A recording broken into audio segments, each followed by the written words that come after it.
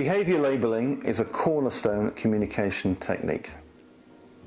In fact, research suggests that expert communicators use behaviour labeling 4 times as often as average communicators.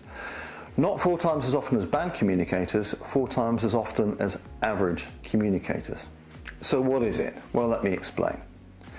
Behaviour labeling is simply where you say what you're going to do before you do it. For example, can I ask you a question? So when I say, can I ask you a question, I've labelled or signalled or flagged my behaviour, which will be to ask a question.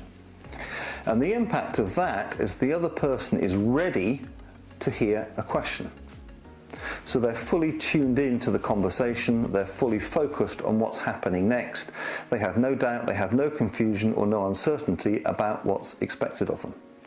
Similarly, if you say to someone, I have some good news for you, then straight away they're tuned in to receive good news. On the other hand, if you say, I have some bad news for you, straight away they know what they're going to get.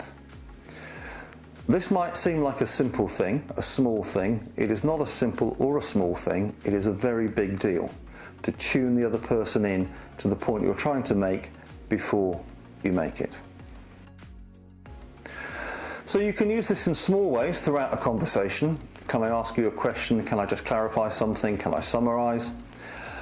We would also use it always, however, when we initiate a conversation. So anytime we're starting a conversation and we want to do it assertively, we begin with a series of behaviour labels. So we tell the person why we're talking to them or what the purpose of the conversation is, and we tell them what the structure or the agenda will be. Then we check that they're okay with what we've planned. For example, if it was a selection interview, you might say to the person, welcome, you're here today to be interviewed for the job of HR manager of a big company. So they know why they're there, and you would say, and my name is Jane Doe, and I'll be your interviewer. So straight away they know why they're there, of course, because they've come for the interview, but they have that confirmation, which is important. Then you say, let me just run through our plan for today. We've got 4 parts to today's meeting. Part number 1 is I'll ask you some questions about your background and experience and get an idea of how you might fit in with the role. Then I'll tell you more about the position in the company.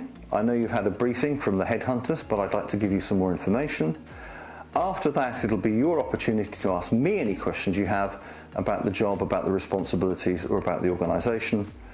Then we'll talk about next steps. Obviously, we're interviewing a number of candidates, and we'll give you the idea of how we're going to move forward. Does that make sense to you? So, simple, straightforward, objective, agenda. Are you okay with that? And it really doesn't matter what kind of meeting you're doing, and whether it's 1 person or 10 people in that room, you can start with that behaviour labelling process. The other way we use behaviour labelling is to diffuse awkward or difficult or tense situations, and we simply do this by explaining what's going to happen before it happens.